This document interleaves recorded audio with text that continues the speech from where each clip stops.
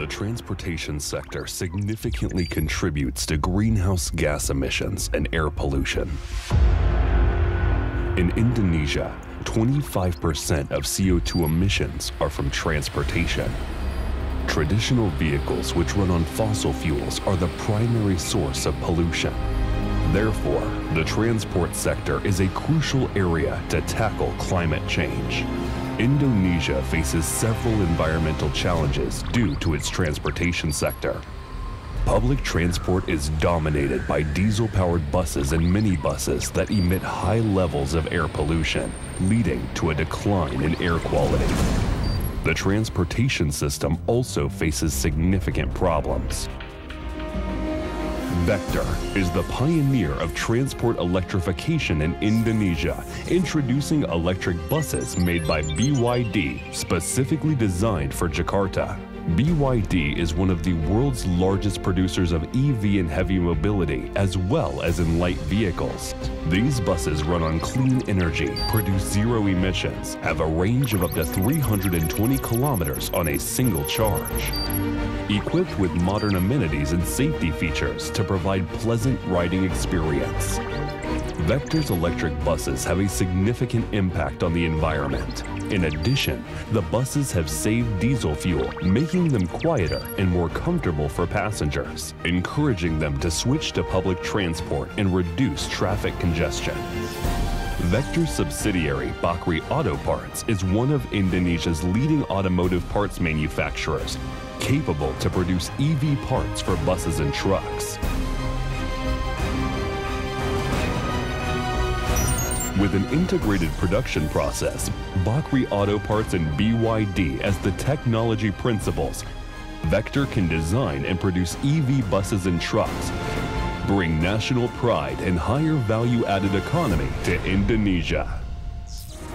Vector has established partnerships with international companies to accelerate industrialization and developing the EV ecosystem in Indonesia. This partnership leverages our expertise in technology to drive innovation and strengthen Indonesia's position in the global market. Vector is fit to shoulder the challenging task of accelerating sustainable mobility and developing innovative solutions to address the biggest challenges faced by the industry. We believe that sustainable mobility isn't just a vision for the future, it requires immediate action. Our mission to provide cutting-edge technologies and services, reducing carbon footprint for cleaner and greener planet. We offer a range of solutions, including EV charging infrastructure, smart mobility platforms, fleet management systems, and more.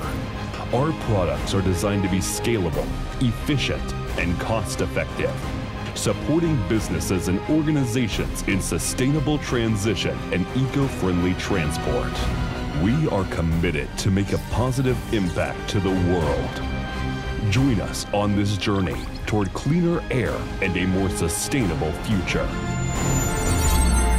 Vector, Indonesian-born global contribution.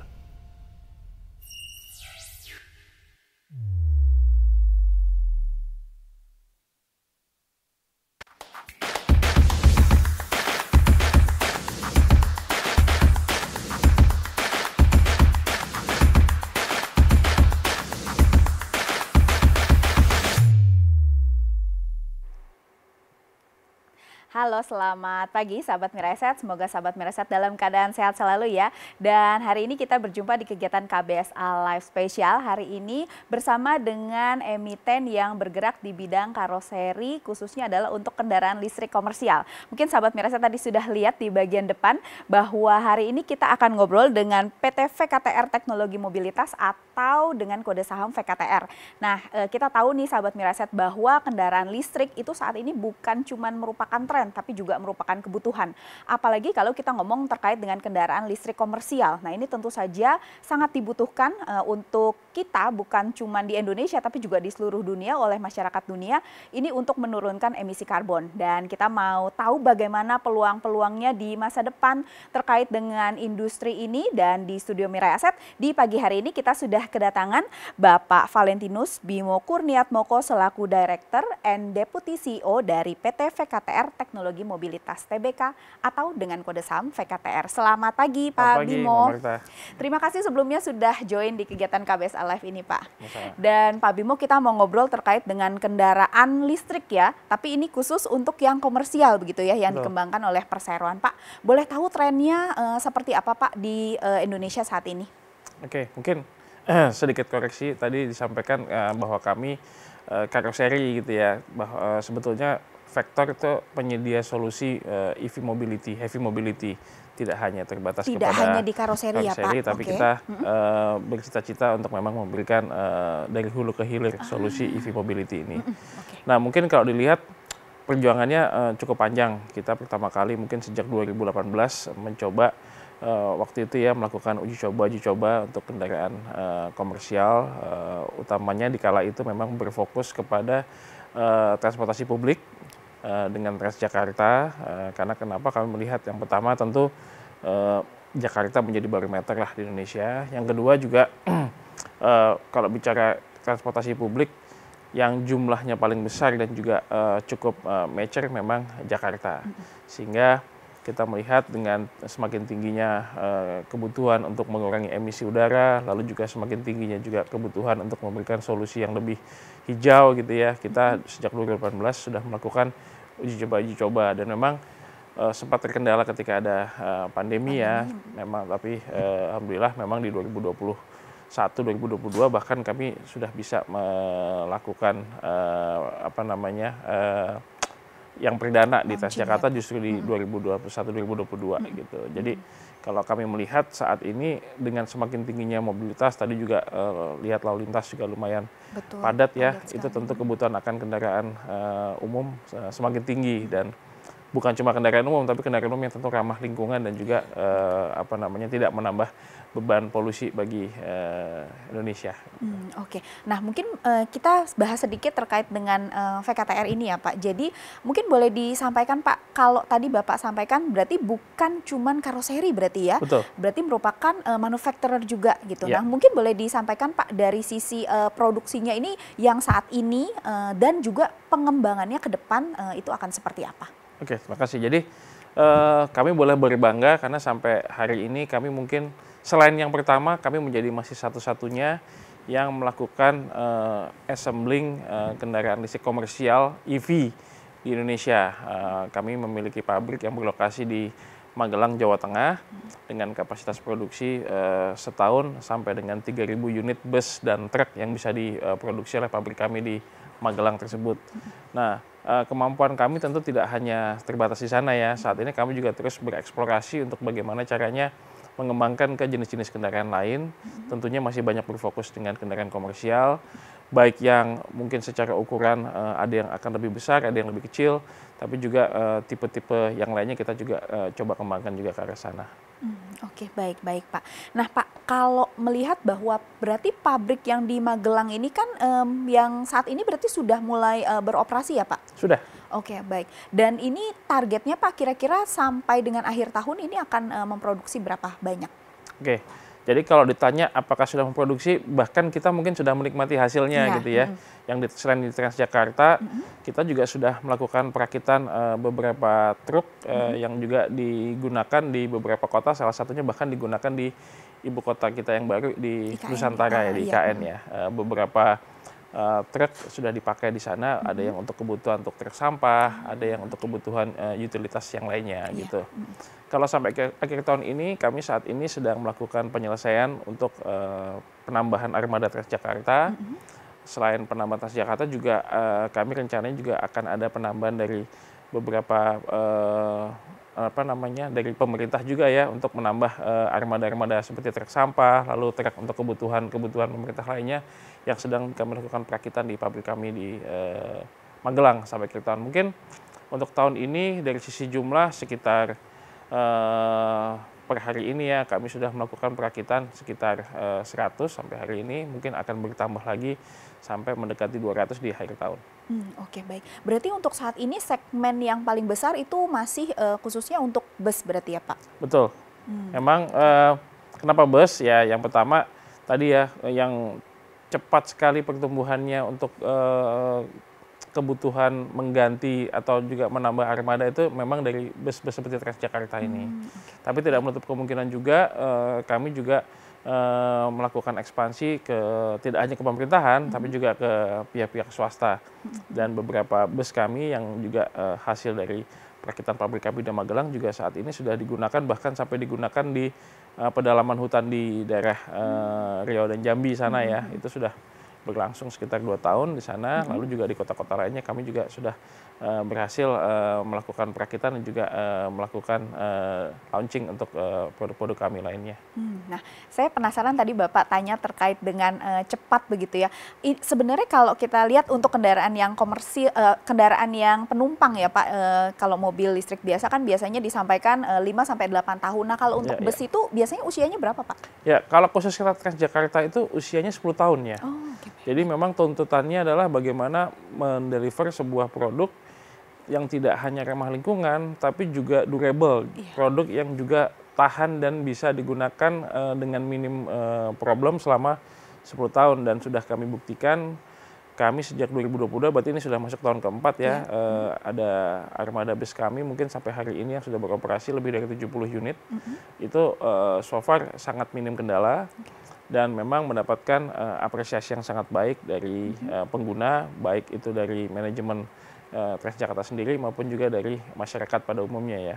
Karena kita kan tahu sekarang kan setiap kali ada problem atau ada gangguan di kendaraan umum itu cepat sekali ininya beritanya. Dan kami melihat sejauh ini memang apresiasinya hampir semua positif yang diberikan kepada produk kami.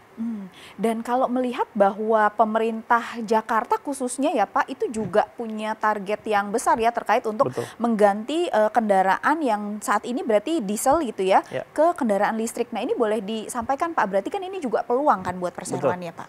Ya, jadi mungkin Transjakarta sendiri saat ini ada sekitar 4.000 armada ya.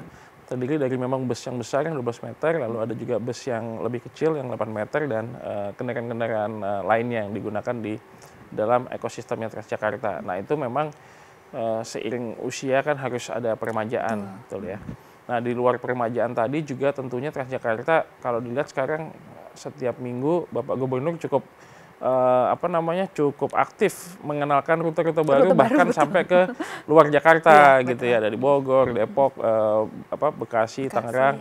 Nah, itu dan animonya luar biasa juga, sehingga sekarang tuntutannya nggak hanya meremajakan, tapi bagaimana juga bisa menambah armada untuk memperluas layanan gitu. Dan ini menjadi tantangan juga bagi kami ya, bagaimana kami memberikan dukungan yang terbaik untuk juga bisa memenuhi kebutuhan masyarakat.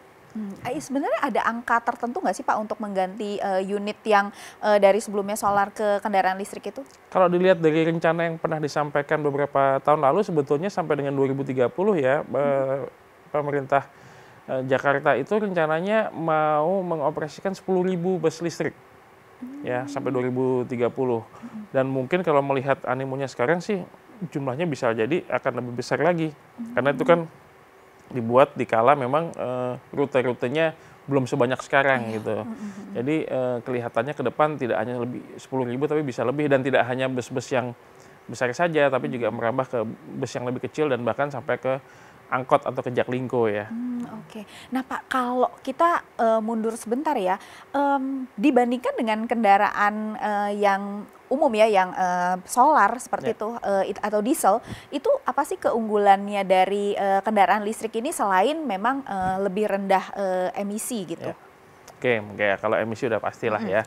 Tapi yang lain, dan ini berdasarkan pengalaman nyata di lapangan, tentu dari breakdown yang sangat kecil dibandingkan dengan yang diesel gitu ya. Jadi reliabilitas maupun juga kesiapan operasi armada jauh lebih tinggi daripada yang diesel.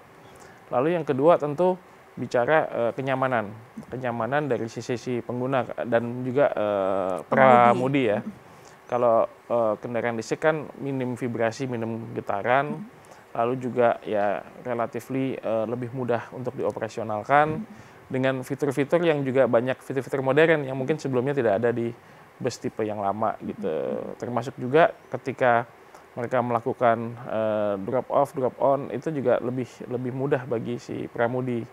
Dan dengan tidak adanya emisi dari asap knalpot ya, ketika mereka harus holding standby di titik-titik ujung kan juga lebih nyaman, nggak hanya bagi si pramudi tapi juga bagi petugas-petugas yang lain yang ada di seputar area tersebut. Jadi kalau dibilang ya banyak sekali sih ininya ya kelebihan dan benefitnya dibandingkan dengan kendaraan diesel tadi ya. Kalau dari sisi harga kira-kira gimana Pak?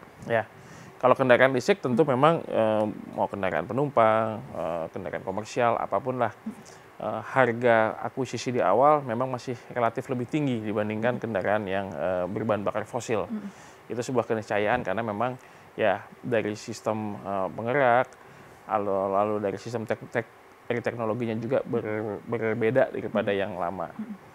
Tapi mungkin satu hal yang kadang-kadang lupa gitu ya, kalau kita membeli kendaraan listrik itu kan sudah ada baterainya. Betul.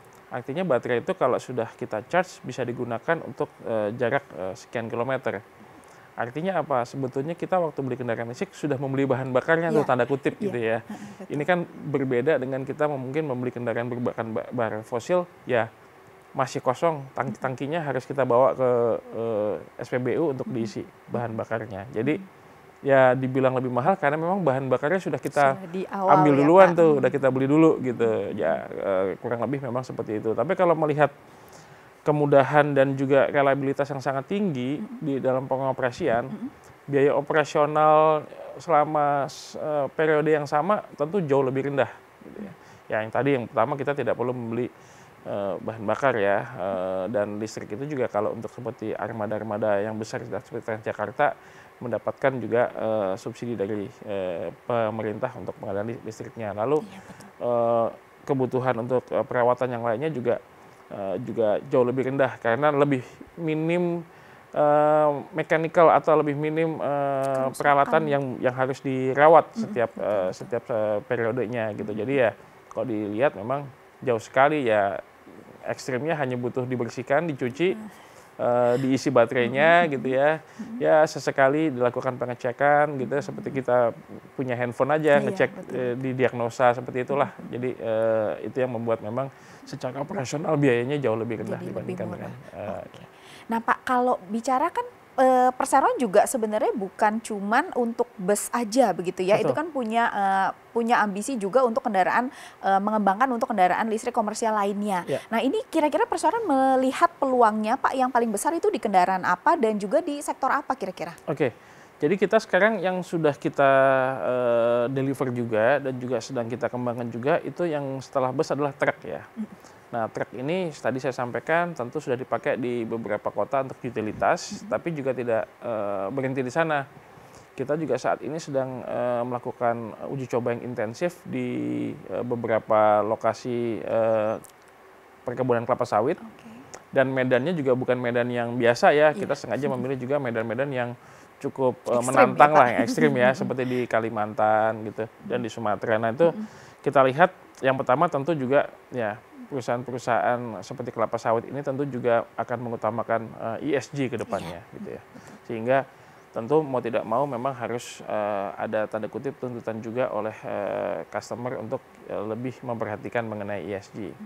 Yang kedua, banyak sekali perusahaan-perusahaan ini sebetulnya yang sudah memiliki kapasitas listrik berlebih di lokasi mereka gitu.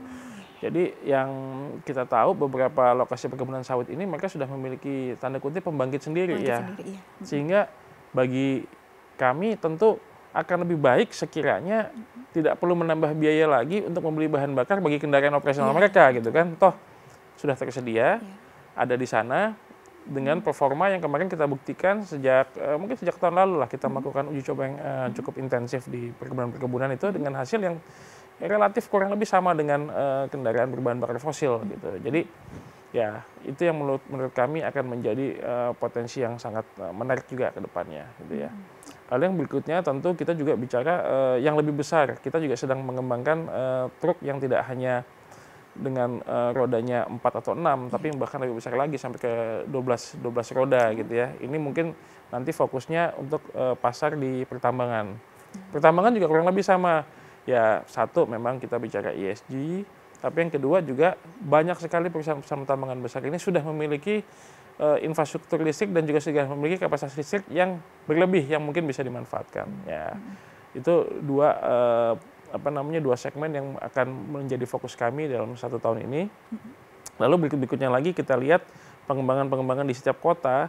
Kalau memang mungkin belum masuk ke kendaraan umum, kita justru melihat ke kendaraan utilitas seperti truk sampah, lalu truk untuk mengangkut misalnya kebutuhan dari beberapa dinas ya, entah sumber daya air, dinas yang lain-lain juga, itu kan membutuhkan banyak truk ya. Dan itu pemerintah di beberapa kota dan kabupaten juga melihat semakin pentingnya untuk punya kendaraan listrik untuk membantu utilitas mereka. Ya, tadi mereka juga harus lebih peduli kepada net zero emission. Yang kedua juga ya biaya operasional yang juga lebih murah untuk satu periode tertentu ya. Oke, baik Pak. Jadi kalau kita lihat memang industri ini punya peluang ya yang nggak kalah besar dengan tadi itu kendaraan penumpang begitu. Nah Pak, kalau melihat dengan peluang yang begitu besar sangat menarik, tentu saja biasanya pemain banyak masuk. Nah dari sisi persaingan seperti apa Pak? Ya kalau ya ada gula ada semut ya. Artinya pasar yang menarik tentu juga mengundang banyak kompetisi, dan bagi kami kompetisi itu juga menyenangkan karena membuat industri ini juga semakin terpacu untuk menjadi lebih baik lagi. Yang pertama, yang kedua ya tentu juga kami juga dengan adanya kompetisi juga harus menuntut kami untuk belajar lebih baik lagi. Ya. Hanya memang kalau kami perhatikan sampai hari ini, tadi saya sampaikan di awal, untuk bicara yang serius masuk sampai ke industrialisasi baru kami, ya, baru Vector lah satu-satunya yang memang per hari ini memiliki fasilitas yang cukup lengkap ya, dari mulai R&D sampai dengan juga fasilitas untuk perakitan kendaraan listrik gitu. Yang ini kayaknya belum dimiliki nih oleh komputer-komputer lain gitu. Dan itu kenapa penting? Ini juga berdasarkan feedback dari customer-customer kami. Kalau kita memiliki fasilitas dalam negeri, tentu selain kita memang punya ambisi dan idealisme untuk mengembangkan industri dalam negeri, menambah peluang lapangan kerja, tapi juga terhadap sustainability kendaraan itu sendiri. Artinya ketika ada masalah, ketika ada problem, itu kalau kita memiliki fasilitas sendiri dalam negeri akan lebih mudah ditangani. Jadi ketika ada kebutuhan, mungkin ada komponen yang bermasalah dan lain-lain, itu pengalaman dari customer kami dengan kami jauh lebih cepat dan lebih responsif dibandingkan dengan kompetitor yang utuh didatangkan dari luar negeri gitu ya. Itu yang lain. Lalu yang berikutnya lagi, dengan kami juga melakukan perakitan di sini, kita lihat kami juga akan mencoba untuk bisa mengembangkan pasar yang spesifik. Kan kadang-kadang kalau kita beli kendaraan penumpang yang build up misalnya gitu ya, ya apakah sepenuhnya cocok dengan di Indonesia ya belum tentu. Apalagi ini untuk kendaraan komersial yang mungkin kalau kayak tadi ada di perkebunan, di pertambangan gitu ya, itu mungkin unik di Indonesia. Nah itu yang kami lihat memang menjadi sisi keunggulan kami. Tapi sekali lagi kami senang kalau ada kompetisi. Artinya memang industri ini industri yang menarik, yang memang akan menjadi besar ke depannya. Justru kalau nggak ada kompetisi agak was-was apakah memang kami di jalan yang benar masuk ke industri ini gitu ya. Oke. Nah Pak, kalau melihat sebenarnya Perseroan kan bukan cuman punya kendaraan listrik. Sebenarnya kalau saat ini sumbangan terbesar ini kalau kita lihat dari bisnis auto parts ya. Betul. Mungkin boleh disampaikan Pak sedikit perkembangannya untuk tahun ini seperti apa? Oke. Memang Bakri Auto Parts sebagai salah satu entitas anak dari Vector sendiri masih memberikan sumbangan yang cukup signifikan ya. Dan ini perusahaan yang cukup tua, usianya tahun ini 51 tahun. Ada 3 pabrik, 2 di Bekasi, 1 di Tangerang. Dan ini kami melihat juga sebuah komponen penting dibagi perusahaan. Kenapa? Tadi kita mau membangun industri gitu ya. Jadi kalau industri itu kita bangun, kita juga belajar dari pemain-pemain yang sudah ada yang jauh lebih besar. Bahwa ini ada ekosistemnya. Ekosistemnya itu ya harus juga menguasai tidak hanya kendaraan secara utuh, tapi juga sampai ke level komponen. Di mana kita juga nanti akan mencoba melihat di mana komponen-komponen ini yang bisa kita kembangkan khusus untuk kendaraan kita gitu ya. Kalau melihat 2 tahun ini memang pasar otomotif sendiri agak kurang baik ya. Lesu ya Pak. Lesu, sedikit ada pertumbuhan di semester 1 2025, tapi memang masih banyak tantangan lah. Kebetulan memang saat ini mayoritas customer dari Bakri Auto Parts sendiri masih kendaraan-kendaraan fosil ya. ICE ya Pak. ICE ya. Baik kendaraan komersial maupun kendaraan penumpang. Ya kami sekarang melihat 2024 dengan pasar yang cukup menantang kemarin, alhamdulillah kami cukup melakukan performance yang baik karena bisa bertahan dan bahkan bisa lebih baik daripada tren industri gitu ya.